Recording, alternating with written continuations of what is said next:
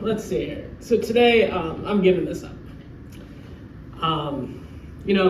Back a week ago, one of the more shocking things that's happened so far in the football playoffs happened, and that's the Dallas Cowboys gave up. Well, it's not that shocking because a lot of people kind of expect it to happen, but it's more that they got blown out and then they just flat out gave up. So today I'm giving up. But not like, forget this place, I quit and walk out the door. Although, have you seen some of those, whether on social media or hear of stories of people that just flat out quit their job in crazy ways? Like, someone that like put "I quit" on a piece of cake and then left it there and just walked out the door. Or I know when that SpongeBob meme, "All right, I'm gonna head out," was a big thing. Someone just posted that on their office door and then never came back. But giving up can look like that sometimes, where it's just like, forget this, I'm done. That's not what we're talking about today. We're talking about a different type of giving up, because there's giving up and giving up. Turn with me to Genesis chapter 22. So we all know Bibles here, right? So we're going to talk a little bit about our good friend Abraham.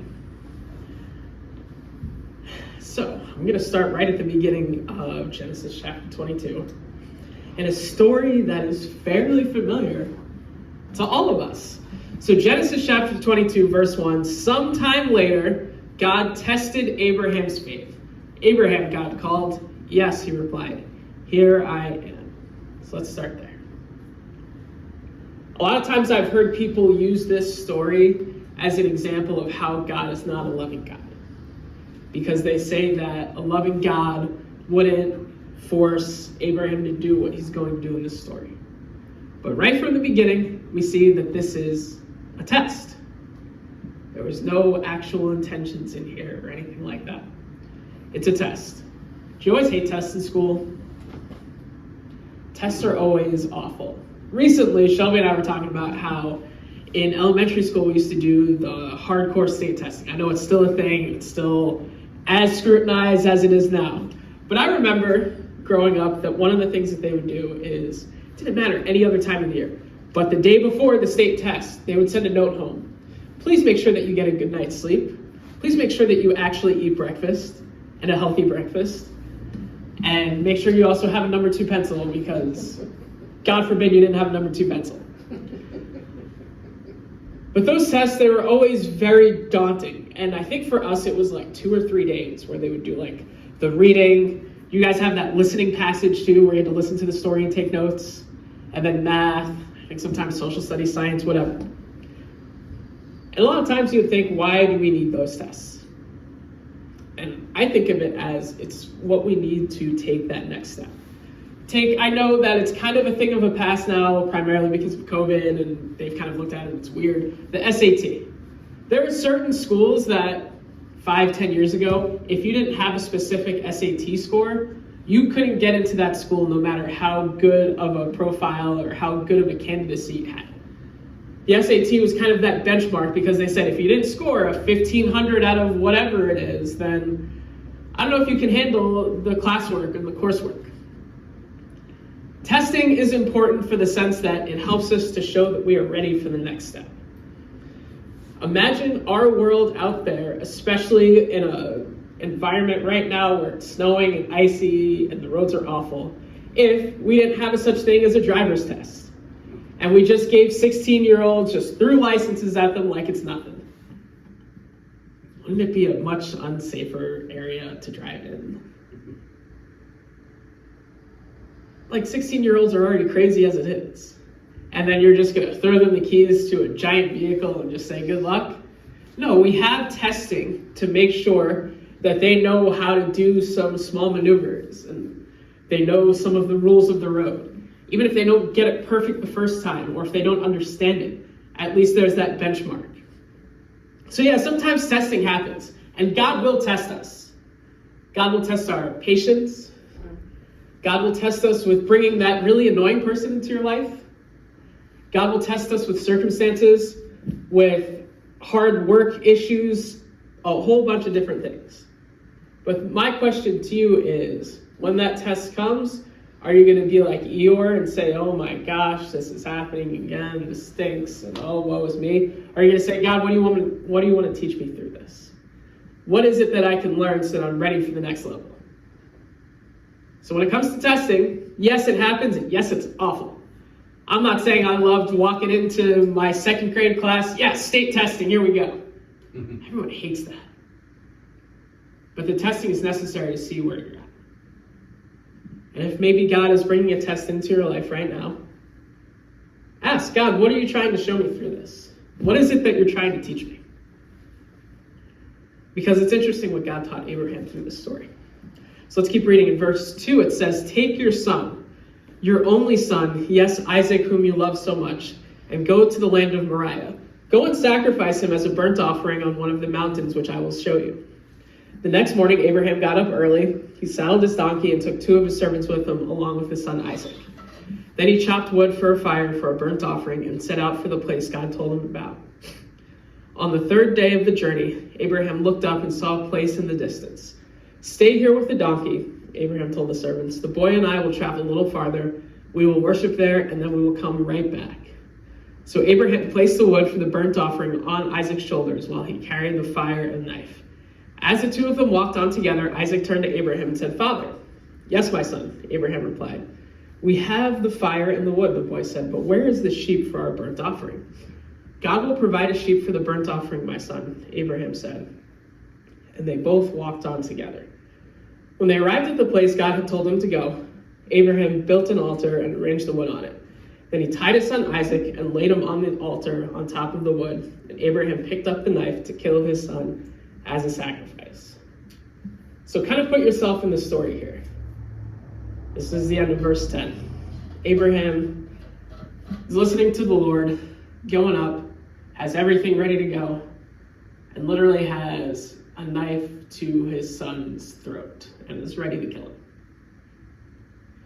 Sometimes we have to be that willing to sacrifice something. Notice that in verse 2 it says, take your son, your only son. Hold on.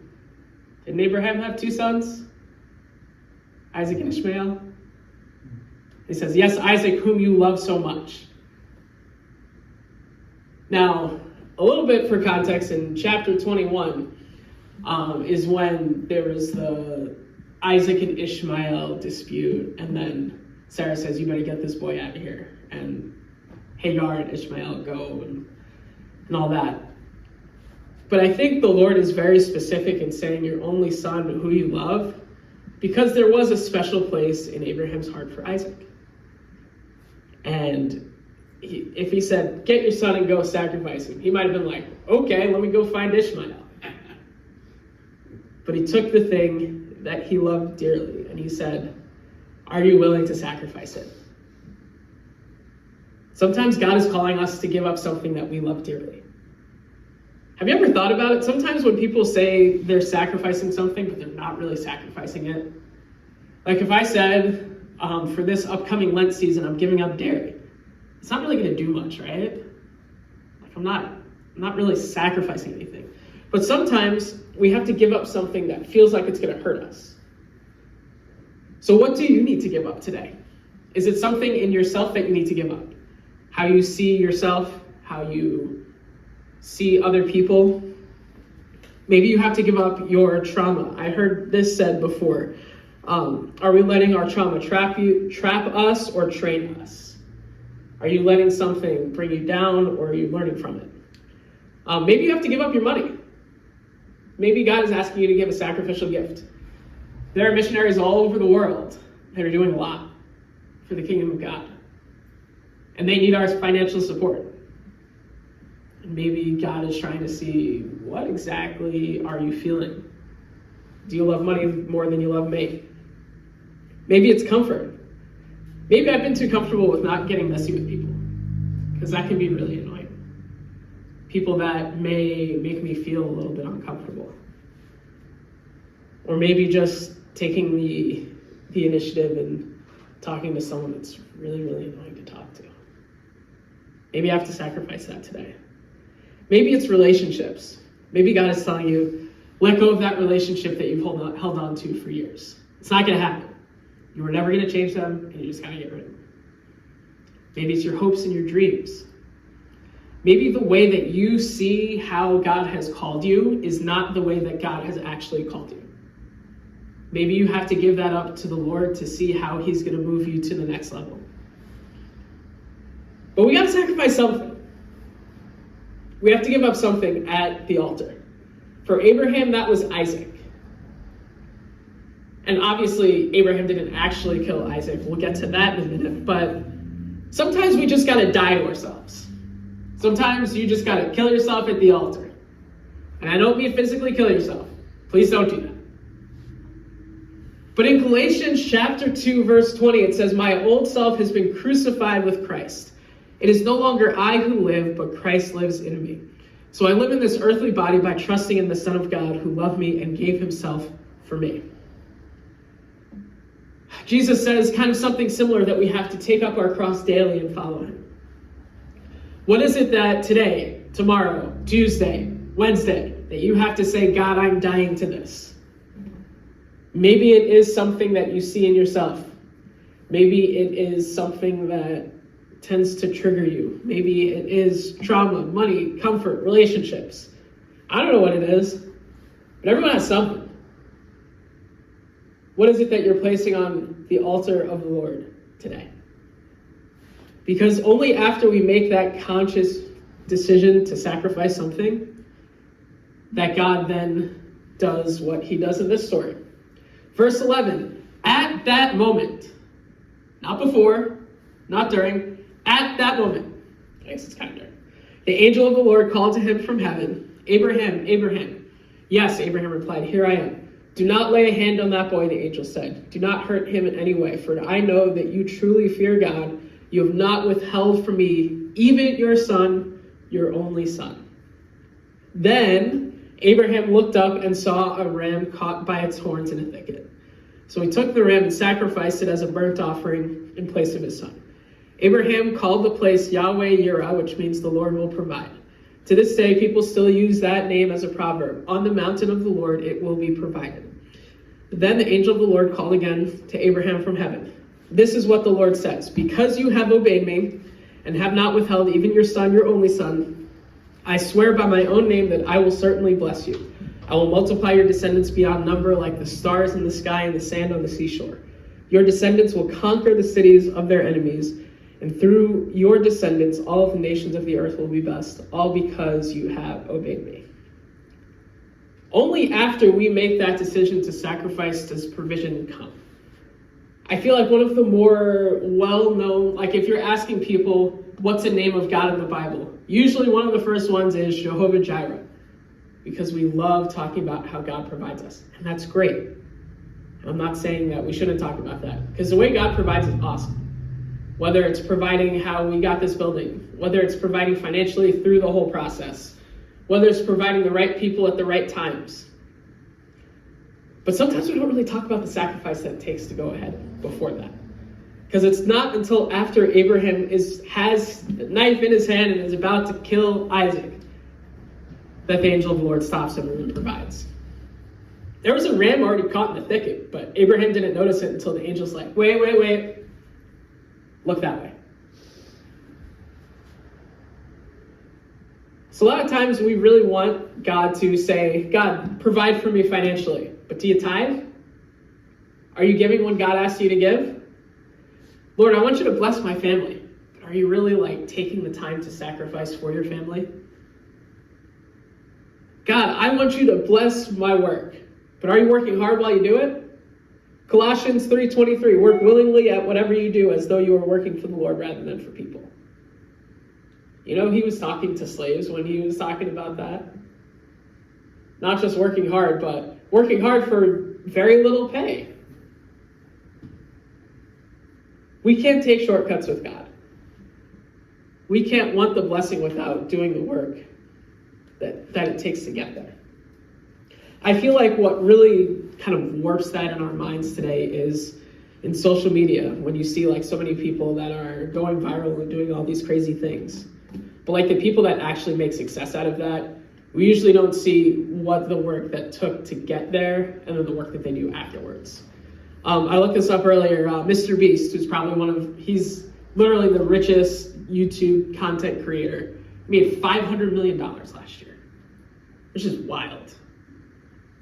But we don't see the work that it takes to get there. Like, I think they said that he works like 16 hours a day or something like that. He like barely sleeps. Like, it takes a lot. And I'm not saying let's overwork ourselves, but are we working hard when God has called us to work? Or are we just sitting there not doing what God has called us to do? I want to go to another passage here because it's very funny. And I literally saw this, like, I remember the passage and then I looked at it this morning and I'm like, oh, James chapter 2, verse 14. If you will turn there. So we all have, I don't have it on the thing, but we do have it here. You guys all have Bibles or phones, so. James chapter 2, verse 14. Because, like, I love Bible commentaries. I don't use them a lot with sermons nowadays, but I still have them for reference and all. But the best Bible commentary is when people talk about the Bible in the Bible. And it's fun.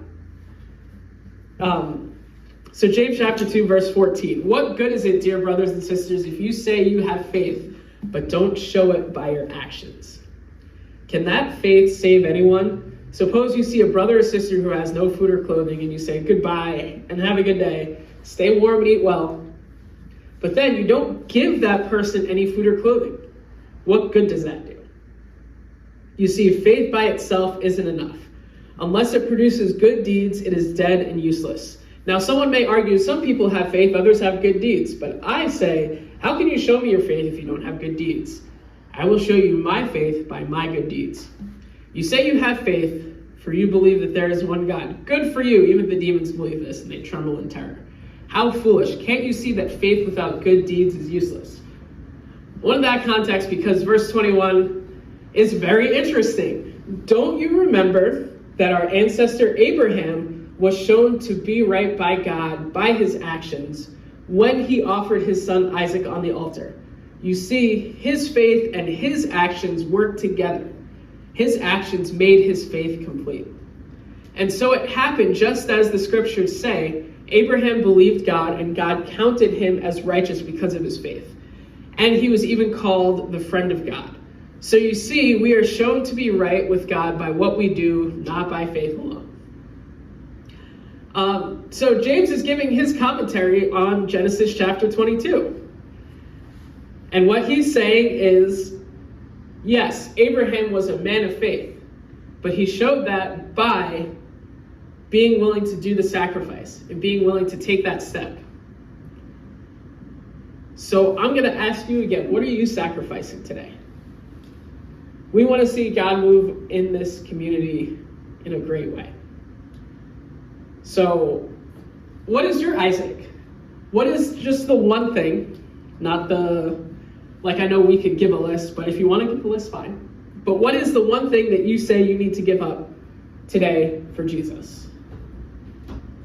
I'm not going to tell you what that is, because I'm not good. And, or like, that's between you and the Holy Spirit. But I have here Post-it notes. And we have ourselves an altar. So I don't know if you want to come up and grab it. If that's too daunting, I can bring it to your seat. But I want us all to write something on here. Something that we're saying, as we leave this place, I am not taking this with me. Pastor Bob talked about baggage, New Year's Eve, right? Maybe it's some sort of baggage. But it's something that we're saying, God, I'm not leaving here with this because I want to give it to you. And let's see how God's going to move with you in that way. So maybe you have to take a second and pray about it. Or maybe as I'm talking, something like is really just like flashing in your head. But let's sacrifice something.